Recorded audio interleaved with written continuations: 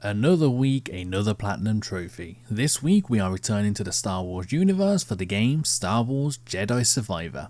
There is a huge gap for myself from when I first started playing the game to when I actually got the platinum, as 2 days after the game's launch I was in another country for the entire month. So yeah, just a little bit of a time gap there.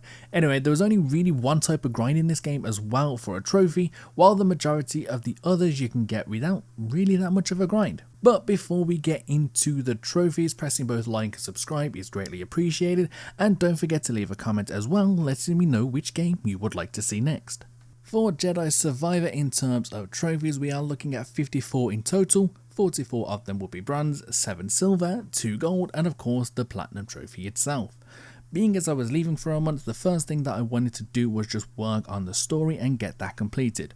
Once I had done that, I would start working on everything else that didn't require a grind and would focus on that for when I got back. Also, this is a spoiler warning as well. There will be spoilers regarding the game's story in this video, so you have been warned. For the first trophy, I had to defeat an Inquisitor for the trophy Rooftop Duel. We then broke free from the grasp of the Empire for the trophy Foresaw Guerrera.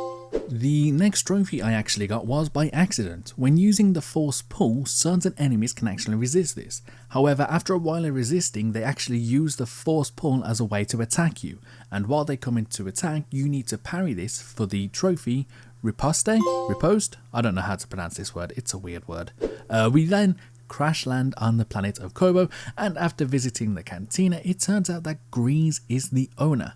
For talking with Grease, we received the trophy Grab Some Seat. We then of course came across a bugling, and an important question came to mind. Can we pet it? Of course I try and it works, which also gives us a trophy with the name of the question that I asked. Can you pet the bugling? We finally make our way through the forest array and arrive somewhere that has a Bacta tank with somebody inside. This turns out to be a Jedi named Dagan Gera. Releasing him from the Bacta tank was also a mistake, as after informing us of what happened, he turned his Kyber crystal red, which obviously turns his lightsaber red, meaning he has now gone to the dark side. After a fight and a short cutscene where Dagan Gera escapes, we receive the trophy The Past Made Present. After Dagan escapes, we decide it's best that we get the gang back together, and our first stop is to get the Night Sister Merrin. After making our way through another planet defeating some stormtroopers, Merrin makes an appearance and clears the rest of them for us. We then receive the trophy Survivors, We Adapt. This next trophy is a possible missable trophy, so I made sure to get it done straight away, as I was unsure if there would be opportunities later on to do so. We need to direct our companion to assist in combat a total of 10 times. I believe this needs to be done for both Bode and Merrin. I made sure to hand back and get them to assist as much as possible during their missions, and the trophy You've Got a Friend eventually popped. After some more exploring, we finally enter an area for the story, and it turns out that the Cordova is actually alive. This is also where we find Seer as well. For meeting up with these two, we received the trophy Among the Masters. We next get a very simple combat trophy that you can get while casually playing the game. All we needed to do was defeat 50 enemies while they were under the effect of slow, and by doing this we get the trophy Han Solo. Then shortly after this we defeat a total of 20 enemies who are unaware of us for the trophy They Never Saw It Coming.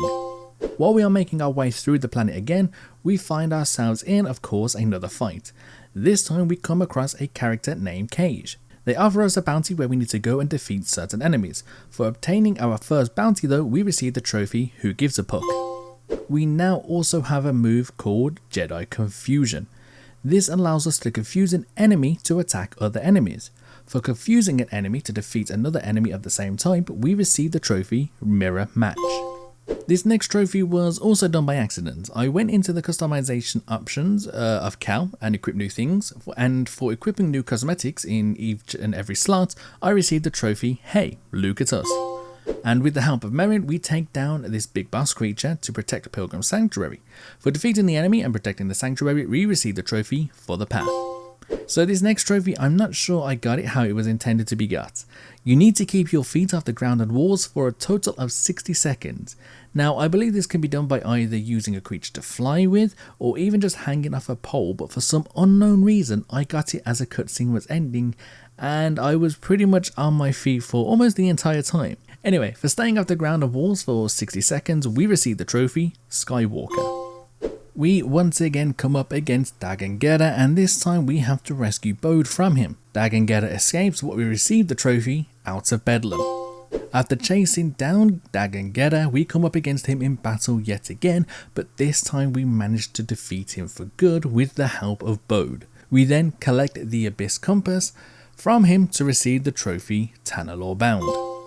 Change of scenery now, and we end up playing as Cere for the first time in the game, and unfortunately it will be the last. We are trying to rescue as many people as we can, and of course we come up against Darth Vader.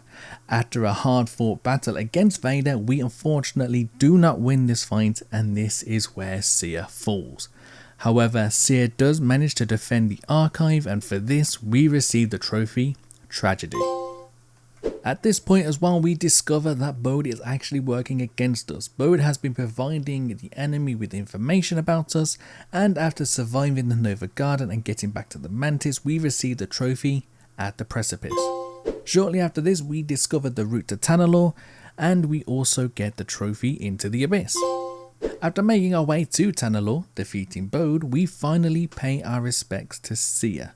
The story of the game has now been completed, and for this we receive the trophy, A Place You Could Call Home.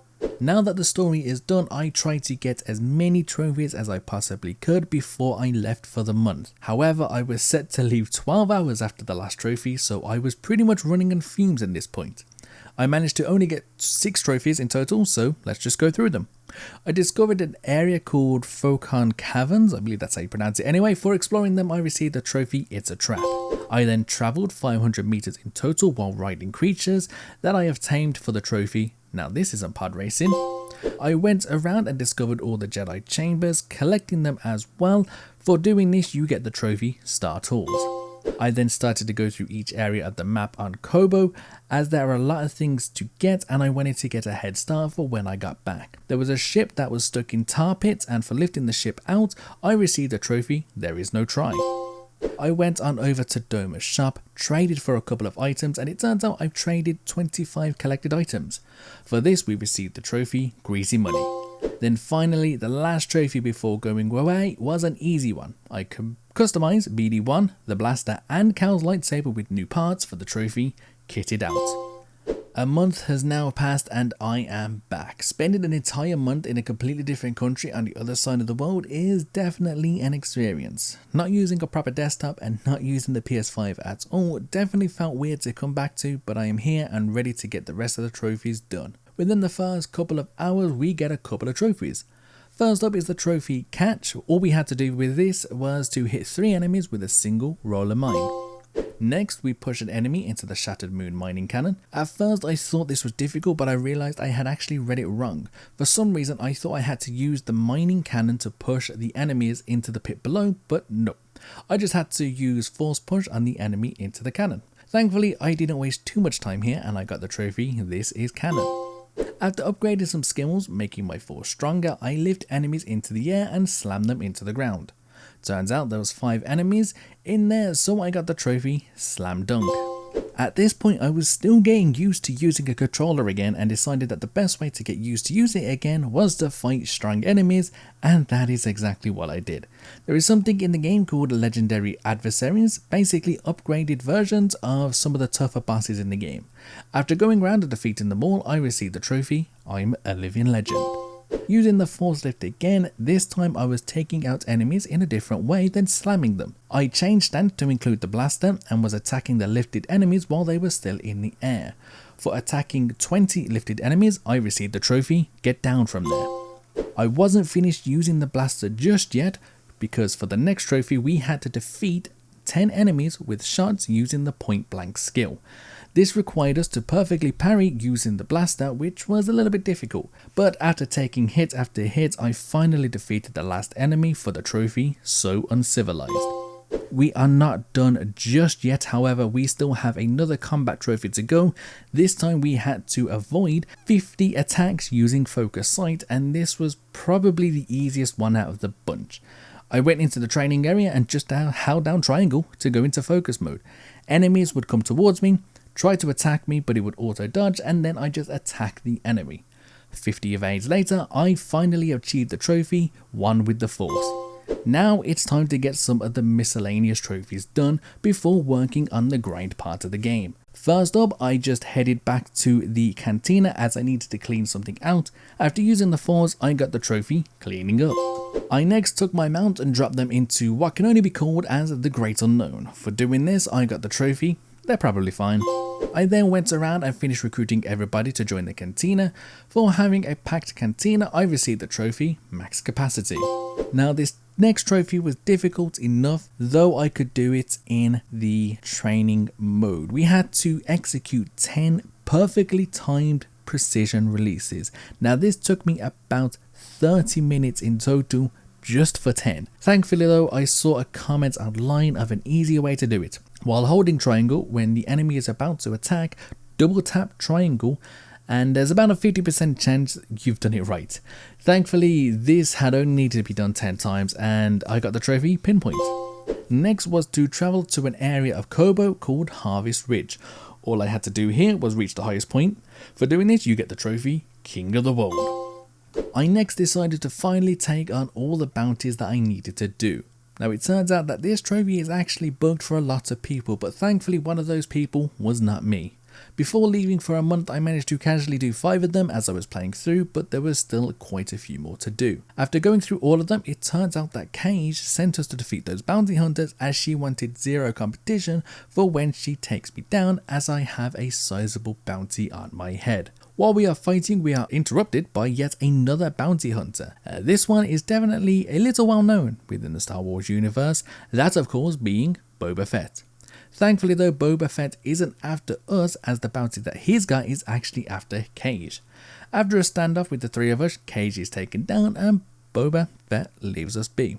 For this we actually get 2 trophies. The first one is Intergalactic Geographics for scanning every type of enemy to fill out the tactical guide, and the second is Cage Match for gaining the attention of a mysterious stranger. After all of that combat, I decided to take a quick break to get an easier trophy. I realised I have enough skill points to unlock the last nodes within some of the skill trees. For fully upgrading 3 of the skill trees, I received the trophy, the Jedi Path. Next, I start working on the perks. I first needed to unlock all 10 perk slots. After about 45 minutes, I get the remaining ones that I need. I then go into my perks and equip the perks in all of the slots for the trophy Perk of the Job. Next, it was time for some more miscellaneous trophies. First up, all I needed to do was equip a mullet, and then while rocking the mullet, I had to drop kick an enemy. For this, I got the trophy Roadhouse. This next trophy was actually an easier one than the one before. I had to use BD1 to investigate a target in the distance, and for this I got the trophy Reconnaissance. Okay, maybe this one is easier than the last one. I just had to go into the customization part of Cal, equip the poncho, and for this I just received the trophy A Presence I've Not Felt Since. Okay, no, this is definitely easier than the ones that I spoke about before. For this, all I had to do was equip a headband and then hit a training dummy once. And for that, I got the trophy Cobra Cow. What wasn't easy though is this next trophy. This next trophy is pretty much the only grind that I had to do in this game. We have to collect a total of 100 priorite shards. Some things were on my side though. First of all, the majority of them are located on Kobo. Out of the 100, 91 of them are on Kobo, 4 on Coruscant, and 5 are on Nova Garan. I quickly collected those on Coruscant and Nova Garan first so I could focus my time on Kobo. Another thing that was on my side was the fact that I had already completed something which allowed me to see where all the collectibles are on the map. The only thing that was sort of against me with this is I couldn't tell whether it was a priorite shard or possibly a data disk.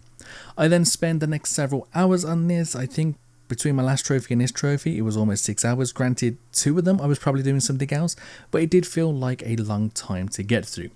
I was trying to avoid enemies at all costs so I could quickly get there and get it done. Eventually though, I finally got all but 1 of the priorite shards. The last one I needed to get was to play a match of Holo Tactics. After defeating just 1 person in there for the reward of a shard, I quickly made my way to Doma, purchased the remaining items, and got the trophy Splurgle. Now that the main grind of the game was done, I could finally relax and just casually finish up the rest of the trophies. First up, I had to fill the aquarium in the cantina. For this, I went around the planets to find scuba, watched him fish, and that was it. After doing it several more times, as I had already done half of it up to this point, I got the trophy scuba diving. Next up was those holo tactic matches. This was a little bit more difficult, but the more I played, the more I understood. Eventually, I defeated all of the opponents that they had to offer, and I got the trophy Gambler. Next up was one that could possibly take a little bit of time. I had to find space for a full garden on top of the cantina. After going through all of the seeds that I had, unlocking all of the plots and then planting more seeds, I finally planted in all of the available plots for the trophy Growth Spurt. We are now down to our final trophy, and this could have potentially been an annoying one, but I actually found it pretty fun. The trophy is for Force Tears. I only had about 4 left to do, and they were all pretty simplistic ones. Once I figured them out, that is. Before that though, yeah, it was just a little bit annoying. But eventually I got it figured out and how to do it, got the last one done, and got the trophy Blood, Sweat and Tears.